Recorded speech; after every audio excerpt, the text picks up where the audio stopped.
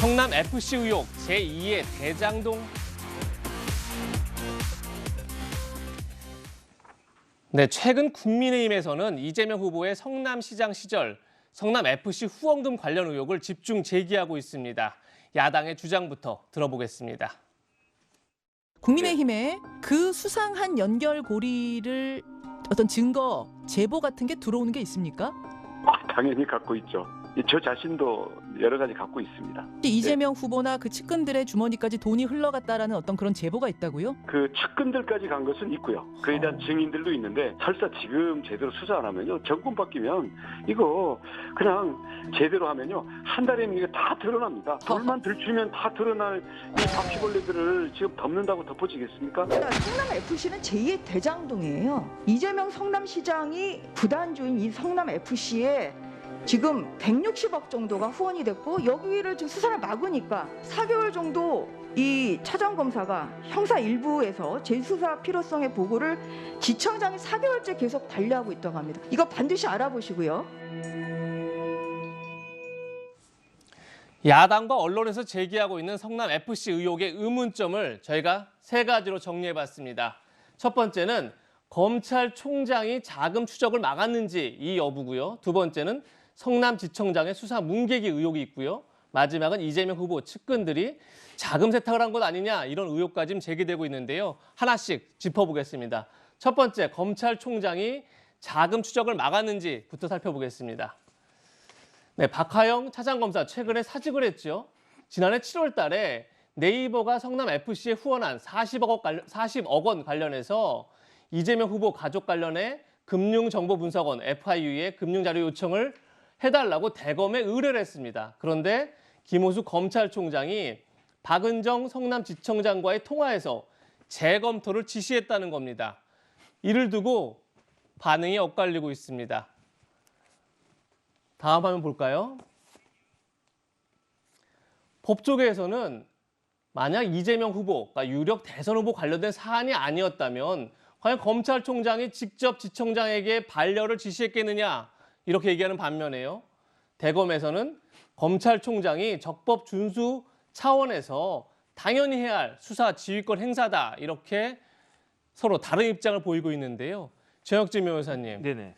검찰총장이 지청장에게 연락을 해서 금융조회를 직접 반려했다. 이것이 문제가 되는 건가요? 아닌가요? 제가 봤을 땐 굉장히 이례적이라고 생각을 합니다. 지금 대장동 관련해서 여권에서 계속 주장을 하는 것이 돈의 흐름을 따라가야 되는 거 아니냐, 다른 것보다도 왜 그걸 안 하느냐. 왜냐하면 뭐 돈이 50억 클럽이나 해가지고 그렇게 이야기가 되지 않습니까?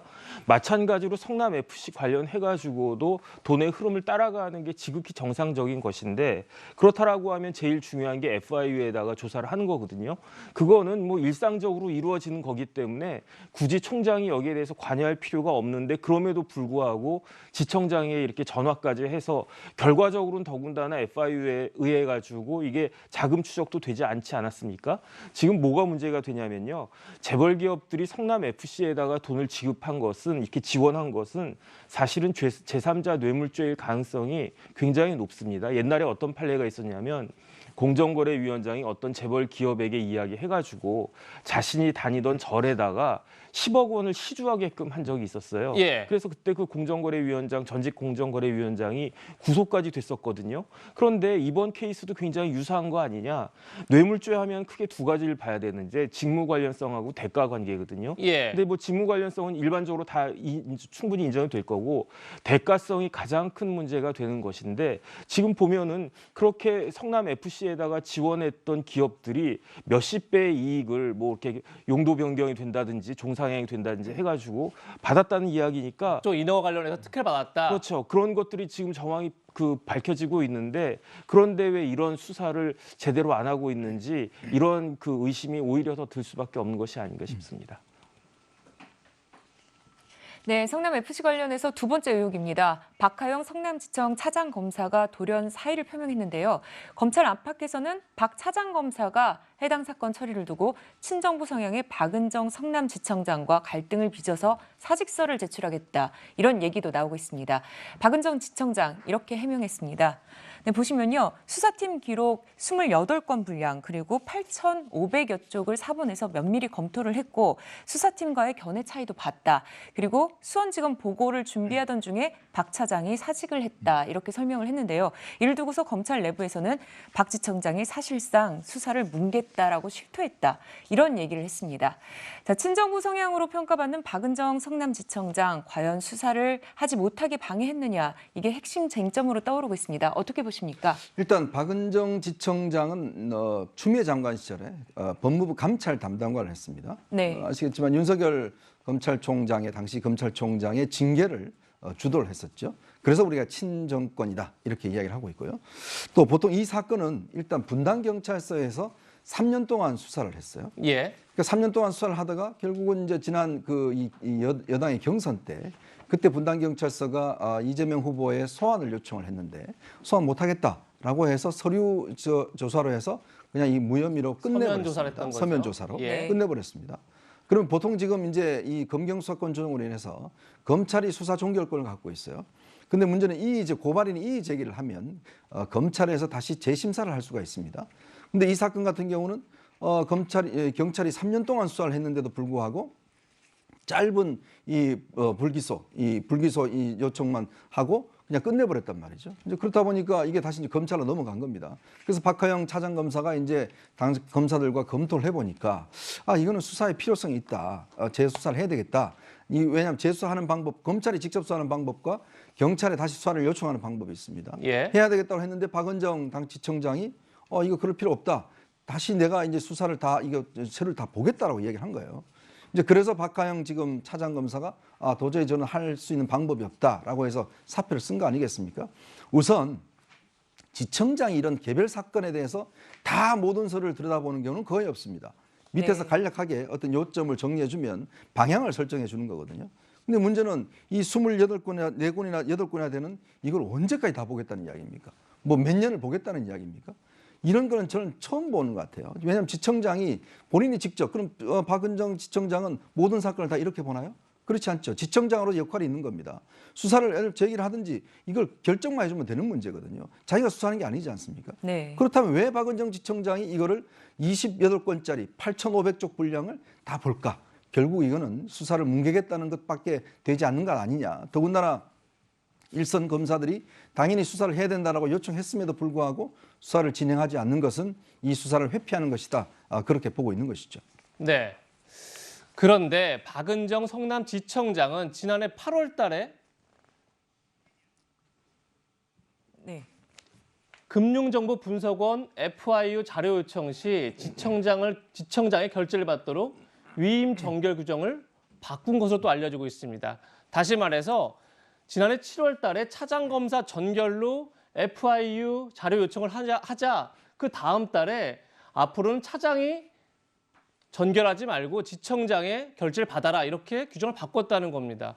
정혁진 변호사님, 이건 또 어떻게 좀 저희가 봐야 될까요? 제가 봤을 때 눈 가리고 아웅하는 거 아닌가 싶은 게 그 FIU의 자료 제공을 요청하는 것은 조금 전에도 말씀드렸지만 수사상 일반적으로 필요한 조치거든요. 그래서 이런 것들은 지청장까지 가지 않고 사실은 지청의 그 청의 모든 살림을 보는 사람은 차장이니까 차장 전결이 일반적이에요. 당장 비교를 했을 때 지청장 전결로 이렇게 FIU 자료 요청을 요구하는 다른 검찰청이 몇 개나 있는지 한번 비교해 보면 알 수 있을 텐데 거의 대부분은 차장 전결이 아닐까 싶은데 지금 이 사건이 2018년 6월 달에 고발이 들어가가지고 3년을 묵혔다가 2021년 9월 7일 날 분당 경찰서에서 불송치 결정을 내렸거든요. 예. 그래서 9월 17일 날 이의 신청이 다시 돼가지고 아마 성남지청에 배당된 거는 늦어도 9월 말이나 10월 초에는 배당됐을 거예요. 그러면 10, 11, 12일 4개월 동안이나 이거를 들고 있다는 이야기인데 조금 전에 이현종 의원님께서 말씀하셨지만은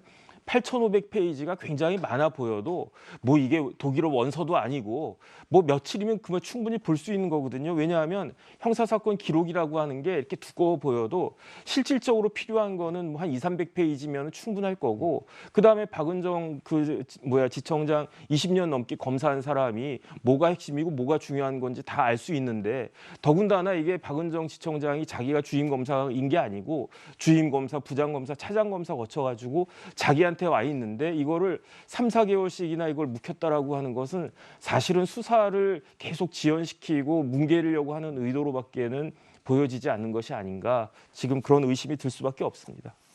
네, 이런 상황에서 세 번째 의혹도 있습니다. 측근들이 자금 세탁을 한 게 아니냐 이런 얘기도 있는데요. 화면으로 먼저 보시죠. 네, 보시면요. 재수사를 요구하다가 묵살되자 사표를 낸 박하영 차장검사, 주목한 부분이 바로 돈의 흐름입니다. 네이버가 후원금 40억 원을 성남FC에 바로 건네지 않았습니다. 비영리 단체를 거친 부분에 주목했다고 하는데 보시면요.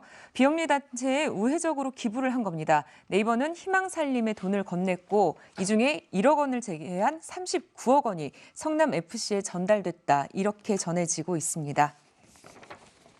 네, 이렇게 자금 흐름이 좀 이렇게 바로 가지 않고 거쳐갔습니다. 어떻게 보십니까? 이게 2015년 5월에 계약을 맺었다고 해요. 그러니까 그러니까 기업하고 그다음 비영리단체 희망살림하고 FC하고 계약을 맺었는데 이게 예. 성남시에서 롤링 주빌리라고 빚탕감 프로젝트라고 합니다. 아마 이제 빚을 많이 갖고 있는데 자영업자들이 어려움을 겪을 때 그걸 좀 지원해줘서 탕감 받도록 하는 프로젝트를 진행한 것 같아요. 예. 그러면서 네. 이 세 단체가 협약을 맺어서 그 협약을 맺어 공익 캠페인 홍보를 하자는 것이고요. 기업은 사회공헌을 통한 이미지를 제고시키고 세제 혜택을 받고 그다음에 비영리 단체는 그걸 가지고 또 어려운 사람 도와주고 그리고 성남시는 행정 지원을 하고 이런 계약 관계 안에서 이루어진 정상적인 돈의 흐름이라는 거예요. 그러니까 지금 이 2015년에 맺은 계약을 보니까 아마 희망살림이라는 곳에서 사회공헌 할 수 있도록 일정 부분의 돈을 가져가는 것 같고 그게 이제 공익 캠페인 활동을 하고 그 비용으로 가져가는 것 같아요. 그리고 나서 나머지가 성남FC로 들어간 것이기 때문에 이게 뭐 전혀 계약 관계가 없거나 아니면 계획이 없는 상태에서 넘어간 게 아니고 적절한 방법으로 넘어갔다 오는 게 성남시의 주장이니까 이 부분은 계약 관계를 보면 될 것 같고요. 이게 절차상의 문제가 있는지 없는지는 보면 된다고 생각을 합니다. 예. 네. 근데 아직까지 용처가 지금 확인되지 않고 있는 그런 상황인데 당시 성남FC엔 이 후보의 측근들이 줄줄이 포진해 있었다. 이런 대목도 논란이 되고 있습니다. 보시는 것처럼 FC의 대외 협력 업무를 맡았던 결국 후원금을 모금했던 사람은 이재명 후보의 측근의 조카였다. 지금 이렇게 알려지고 있고요. 또 대표이사는 현재 이재명 후보가 경기도지사가 된 이후에 코리아 경기도 주식회사의 대표를 맡고 있고 또 그 이후에 성남FC 대표이사를 맡았던 분은 현재 경기 신용보증재단의 감사를 맡고 있다. 굉장히 이재명 후보 가까운 사람들이 FC 업무들을 봤다 이런 내용이고요. 네. 또 하나 좀 논란이 되고 있는 건 이겁니다. 성남FC에 세입 성과금 지급 지침이 있는데 후원금과 광고 유치 시 10%에서 20%까지 성과금을 지급했다. 지금 이렇게 동아일보가 보도하고 있습니다. 최혁진 변호사님, 그러다 보니까 성남FC에 들어온 후원금이 2015년부터 17년까지 160억가량 되는데 만약에 성과급으로 10에서 20%를 지급했다 그러면 뭐 16억에서 한 32억까지 그 돈이 도대체 어떻게 지급돼서 어떻게 쓰는지 알지 못한다. 결국은 측근들을 통해서 자금 세탁을 한 것 아니냐 이런 의혹으로 번지고 있는 것 같은데 어떻게 보십니까? 저는 살다가요 공무원한테 성과급으로 20% 지급하는 거 본 적이 없어요. 이게 뭐 그 일반적으로 뭐 세금이나 그런 탈세 같은 경우에도 저렇게 안 하거든요. 일반인도 아닌 공무원한테 어떻게 성과급을 지급합니까? FC를 공무원이라고 볼 수 있을까요? FC 직원. 아니죠. 예컨대 이제 예. 성남시 거의 그 공기관이니까. 예. 네. 그런데 사실은 조금 전에도 말씀드렸지만은 성남FC에다가 재벌 기업들이 그 지원한 것도 제3자 뇌물죄가 될 수 있는데 예. 그런데 더군다나 그때 성남FC 구단주가 이재명 시장 아니었습니까? 그래도 축구단 활성화를 위해서 뭐 어느 정도는 그 필요했다라고 볼 여지도 있을 수 있겠는데 그런데 그 돈들이 성남FC를 위해서 직접적으로 쓰인 게 아니라 상당 부분이 흘러나갔다. 뭐 예컨대 이제 뭐 현금으로 또 인출이 됐는데 그 용처가 알 수가 없다. 그렇다라고 한다면은 이 사건 자체가 전혀 다른 방향으로 갈 수가 있는 거죠. 왜냐하면은 그 돈의 종착지가 결국 뭐 이재명 후보의 측근이나 이런 사람들한테 들어간 것이 확인이 될 수 있다라고 하면은 그거는 단순히 제3자 뇌물죄가 아니고 직접적인 수뢰죄가 될 수도 있기 때문에 이 부분이 사실은 크게 문제가 될 여지가 있지 않나 하는 생각이 저는 듭니다. 네, 저희가 지금까지 세 가지 의혹들을 짚어봤는데 아직까지는 확인되지 않은 야당과 언론에서 제기한 의혹들이라는 점을 다시 한번 분명히 밝혀드립니다. 네, 이에 대해 민주당 선대위 공보단 어제 3년여에 걸친 수사를 받았지만 혐의 없음으로 종결 처리된 사안이라고 이렇게 해명을 했습니다. 일체의 자료는 수사당국에 모두 제출했다 이런 입장도 보였고요. 또 성남지청 역시 공식 입장문을 내고 비슷한 얘기를 했습니다. 자, 이런 해명에 대해서 최준봉 교수님 어떻게 보십니까? 말씀하신 것처럼 일단 경찰이 3년 3개월 동안 수사해서 무혐의 송치한 건 맞아요. 그러니까 그 네. 사안에 대해서는 뭐 민주당이 당연히 그렇게 주장할 수밖에 없는 것이고 뭐 여러 가지 논란이 있으니 이 논란에 대해서 검찰이 지금 예를 들면 그만두신 분 있잖아요. 차장검사라는 분. 예, 박하영 차장검사요. 그분이 그만두셨으니까 거기에 대해 검찰이 지금 조사를 하고 있잖아요. 예. 왜 그걸 그만뒀는지.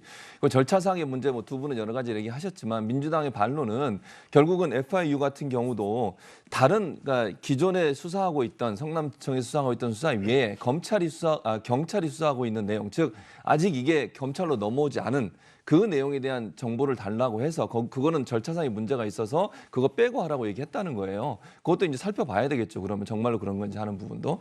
그리고 이제 물론 그 박은정 지청장이 전부 뭐 살펴봤다 하는 부분도 물론 그게 이례적일 수 있다는 비판을 받을 수는 있겠지만 반대로 얘기하면요. 검사가 밑에서 조사하는 내용이 그 검사가 만약에 저는 그분이 그랬다고 얘기하는 거 아닙니다. 예. 그분이 만약에 어떤 편견이나 아니면 선입견을 갖고 조사하고 있다면 견제할 수 있는 방안에서 검토해 보는 건 저는 맞다고 봅니다. 그거는 그걸 검토했다고 해서 이례적이라고 얘기할 수는 있겠지만 그 검토가 잘못됐다고 얘기할 수 있는 건 아니라고 봐요. 만약에 박은정 지청장이 불법을 행하거나 아니면 압박을 가했다면 그건 정말 비판받아 마땅하고 처벌받아야 되겠죠. 근데 그런 증거가 없는 상태에서 그걸 봤다는 이유만으로 문제가 있다라고 얘기하는 것은 저는 지나친 주장이라는 생각이 듭니다. 네. 차장 검사의 갑작스런 사직으로 불거진 성남 FC 사건 의혹 어떻게 진행될지 한번 지켜보도록 하겠습니다.